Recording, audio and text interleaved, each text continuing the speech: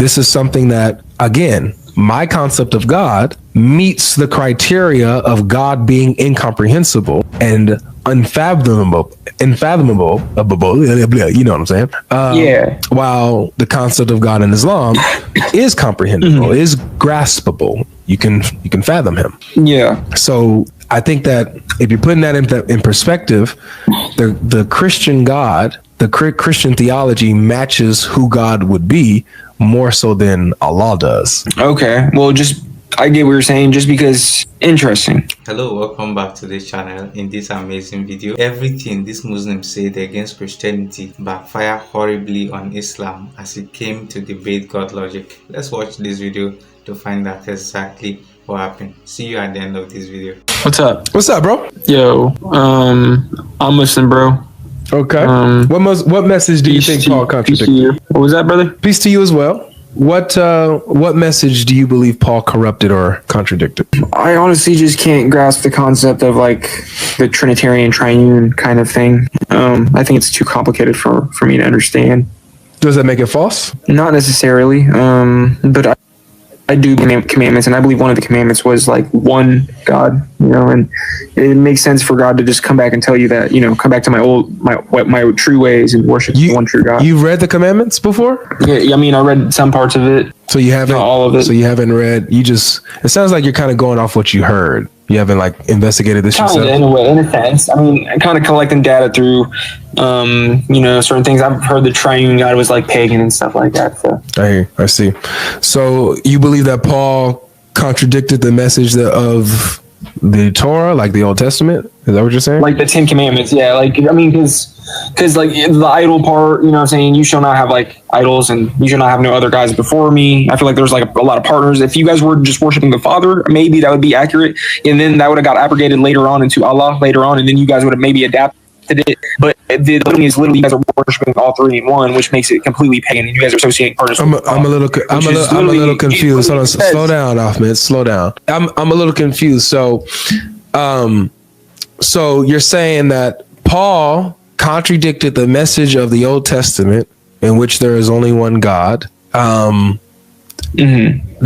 what Paul says. He says there's only one God. Well, Paul says there is three in one God. The Father. Can you show me where Paul said that? Yeah, I can try to. So you're telling me you worship only one? Yep. Well, the thing is though, like, it's not necessarily, how would it be one if there's like different parts of bodies and stuff like that?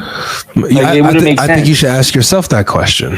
You believe that Allah has different parts of his bodies and stuff, yet you believe he's still one God. I don't believe in partialism. You do. You condemned yourself just now. Well, yeah. So the part with partials, that would be considered his, like, basically his characteristics and stuff like that. We don't attribute those as like independent type of things, like independent bodies. He has hands. He has feet. He has a face. But it's not parts, though. Those are parts. Is he identical to his hand? Well, yeah, of course. I'm saying that he has a he's a deity, so he obviously has some sort of like shape to him. Is Allah his hand? Well, that's what it's described, I think. Yeah. Is he his hand though? Is he identical to his hand? No. He's not identical to his hand. Right. So then it's a part of him. He's not identical to it. It's a part of him. Yeah, of course. But it still makes him one, though. All right. So all of these different parts come together and make him one composite being, one composite God. So you believe in partialism. Okay, I can get where you're going with that. So it's not necessarily that it is actually three. It's actually just three different roles playing on into one type of structure, kind of in a way. I believe in one God. He's not divided into parts. There's no partialism in him. He's not divided. He's one God. I just can't grasp that though, because but how can you grasp God having actual hands and feet and stuff? How can you grasp that? Well, of course, because ultimately, if I were to think of him as only one being, then I would think of him inside of that physical aspect. But I wouldn't consider him because the two other roles play a part, and it disapparts and disassembles from the Father. So I wouldn't understand. I want you to really consider what you're saying. You're saying that you can grasp the Islamic concept of God. Like, that's something you can understand. You can picture it in your head. You can grasp it. You can understand it. When it comes, it's okay. Yeah. When it comes to the Trinity, the Trinity is a concept of God that you just simply cannot grasp. And so I want to give you this perspective. When you have God, according to even the Quran and the Bible, God is stated to be unlike anything in his creation, correct? Yeah, of course, he's outside of the creation. So we as creatures, because he's completely other than, he's outside of creation, we cannot comprehend him, right? Yeah, we cannot comprehend nor fathom him, yes. Or fathom him. But notice what you said. You said that you can fathom your God. You said you can grasp, you can comprehend your God, but you can't comprehend or grasp or fathom my God. So which one of our theologies fits the bill? That's a good question. That's a good question. Mm-hmm. Okay, let me try to answer this in the best way possible.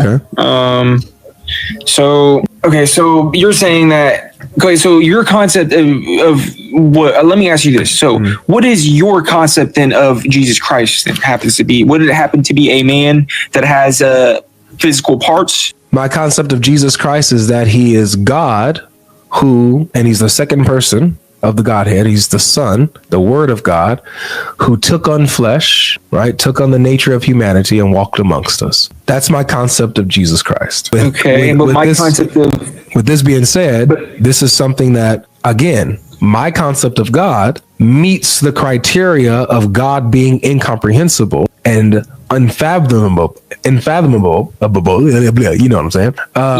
While the concept of God in Islam is comprehensible, is graspable. You can fathom him. Yeah. So I think that if you're putting that in perspective, the Christian God, the Christian theology matches who God would be more so than Allah does. Okay. Well, I get what you're saying, just because interesting. I guess it's very interesting. We should not be able, as you said, and as both of our scriptures say, we should not be able to point to creation and say, see, God is like that. I can understand that. Or see, this reminds me of God. Like that is like that in regards to his nature, his essence. And so when it comes to the Trinity, we cannot point to anything that has one essence and yet has a plurality of persons or hypostases within it. There's nothing we can point to that we can say, yeah, like that, or yeah, like that. We can't.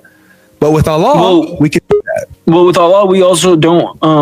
He also has characteristics because his 99 names also carry a lot of characteristics and a lot of his attributes or whatever and whatnot. So So, which is really strange. So it's not that we disassemble them in parts, though. Like you said, that we feel like the Trinitarian doctrine is disassembling it in parts, and we don't do that. We necessarily grasp the concept that he is one with ultimately infinite springs of knowledge, infinite springs of information that could be coming from within his source. You know what I mean? So, but this is my thing. When you say, like, you know, you talk about Allah's hands, his shin, his feet, his face, and all these things, right? These body parts are not identical to each other. These are different than one another, right? The shin is not the face. The hands are not his foot, and yada, yada, yada. So these are different body parts of Allah, of how he describes himself. And it's not metaphorical. It's actually like, this is what he actually is. You know what I'm saying? And so this isn't, like, a lot of people don't want to say this, like Muslims, they don't want to say this, don't want to admit it, but it is partialism. You believe in a God that is composite, that it's these are all things that are unified into making Allah what he is. You know what I'm saying? So would that consider him not to be a deity then? Because so would you consider Jesus to be a deity? Yeah, Jesus is God because he's indivisible. He's not made up of parts in his divine nature. I'm not. Okay. By the way, I'm talking before his incarnation, before he takes on flesh, right? Just simply his divine nature.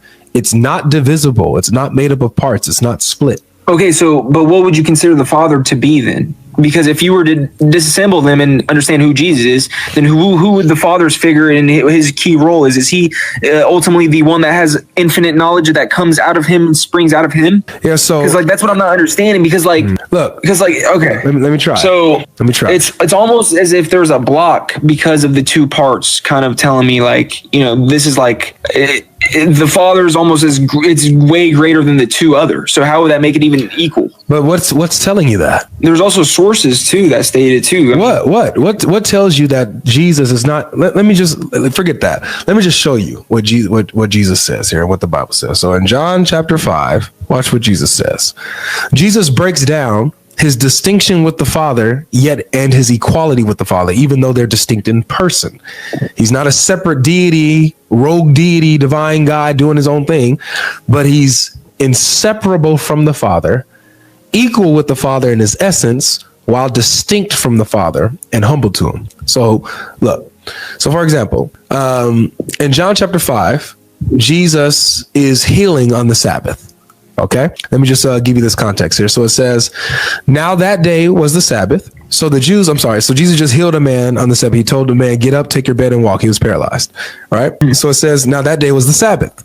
So Jews said to the man who had been healed, it is the Sabbath. It is not lawful for you to take up your bed. But he answered them, the man who healed me, that man said to me, take up your bed and walk. So they asked, who told you this? Right. So it says, now the man who had been healed did not know who it was, for Jesus had withdrawn and there was a crowd in the place. After Jesus found him in the temple and said to him, see, you are well. Sin no more, that nothing worse may happen to you. The man went away and told the Jews that it was Jesus who healed him. And this was why the Jews was persecuting Jesus, because he was doing these things on the Sabbath. Now, do you know why that's significant? Jesus doing works on the Sabbath. Are you familiar with the Sabbath? Yeah. Right. So according to the Sabbath, the Jews are not supposed to work. Right. They're not supposed to do any labor. Right? Yeah, of course. That's Saturday, ain't it? Yep, exactly. That's a Saturday. Now, Jesus, though, on the Sabbath is going around healing folks and forgiving sins. And so they come to Jesus and says, you can't do these things. You can't be working these miracles and doing all these type of actions on the Sabbath. It's the Sabbath. But Jesus says, it says this, verse 17, but Jesus answered them, my Father is working until now, and I am working. Let me ask you this. Why is it that the Father is able to work on the Sabbath? So the Father and Jesus are taking on that role? What role, though? Why? What is the role of God on the Sabbath? Really, every day. Why does God get to work on the Sabbath? I mean, he's the Lord of the Sabbath. Exactly. He's the Lord of the Sabbath. But not just that, because he created the Sabbath. But notice. That's what you guys think, though. You guys think he's the Lord of the Sabbath? Well, that's what he says. He says that himself. Jesus says he's the Lord of the Sabbath. That's what it says in the Bible. Yes, sir. Mm. And this is why it's significant. The Father, one, he's God, right? So God continuously sustains all of creation. His divine actions, he continues to do, right? No matter what day it is, right? He's sustaining all of creation. He's sustaining the universe, the space and the galaxies. He's the reason why all things hold together as it is. It's because of him, because of God. Do we agree? Yeah. Now, if God were to stop doing that, then all of creation would collapse. Everything would collapse and die off, right? But God is sustaining it even on the Sabbath. So Jesus says, my Father is working until now, and I also am working. So Jesus is saying he is able to perform his divine prerogatives just like the Father is, because they are the one who sustain creation. So he makes himself equal with the Father. And this is what it says, literally. It says, this is why the Jews were seeking all the more to kill him, because not only was he breaking the Sabbath, quote unquote, but he was even calling God his own Father, making himself equal with God. So Jesus makes himself equal with the Father by saying that he's able to perform divine works on the Sabbath, while at the same time, being distinct from the Father. This makes him equal with him. So there's nothing that is saying that the Father is far greater than the Son. They're equal in their essence. However, when it comes to their roles and their operation, the Son does humble himself to the Father, and he took on the form of a servant. So he humbles himself to the Father. So he's humble in one aspect, equal in another. Make sense?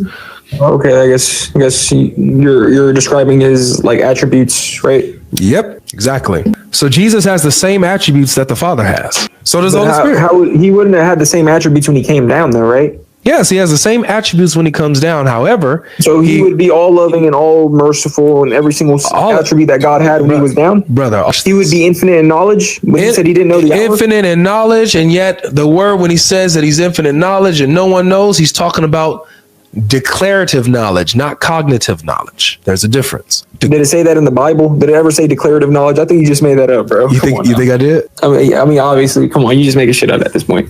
Have you ever watched any of my content? I'm just playing, bro. I'm messing with you, brother. Hey, man, I'm sick and tired of the fighting with the religions, man. That's the thing I just don't agree with. I just wish that it was, man, I don't know why God would not make a universal religion and make it just all peaceful, brother. Why do we got to be always arguing against each other, fucking reading new books and shit? I'm tired of this shit, man. Oh, so you were just a troll this whole time? No, I'm not a troll. I'm here to learn, for real. We all learn in school anyway. You was just here trolling this whole time, bro? Had no arguments as a Muslim and then just wanted to troll after that? What's up with these guys, man? What a waste of time. Okay, welcome back, guys. That was very amazing. Share your thoughts, what you were able to learn. Don't forget to share this video with your friends, your family. Subscribe to the channel for more amazing videos like this. I do not believe Muslims have hard time believing the Trinity. I think it's a mockery. If you've read their books and the insane beliefs Muhammad had, there is no way you can't get the Trinity right. It's been explained over and over again. They are mocking, not trying to understand. Let me try to explain. If you believe God can come in any form, like a burning bush, to relate to Moses, yet you refuse to believe he could come down as a human in a way to relate to us as human. A human has a body, has a soul and a spirit, and yet we are still one person. That is why he designed us in his own image in Genesis chapter 1 verse 27. If you believe all of this about your God, that he came down like burning bush to appear to Moses, and at the same time you say you don't believe that he can come in any other form, then it means that you are the one deceiving yourself. As soon as he said, do you think Jesus is the Lord of the Sabbath? I was blessed immediately because I know Jesus says he is the Lord of the Sabbath and no one is Lord of the Sabbath other than Yahweh. Unknowingly, he agreed that Jesus is the Lord of the Sabbath, in that sense making him the Yahweh immediately. The one huge problem that people have is that they keep thinking of God as a man and trying to categorize him or just explain him as such. The fact that something is simple doesn't mean that it is true, and the fact that something is hard doesn't mean that it is false. But the fact that the Trinity can be complex to Muslims doesn't mean that it is false, and for the fact they believe that the teachings in Islam is simple doesn't make it to be true. So guys, thank you for watching. Share this video, subscribe. We'd love to see you in the next episode.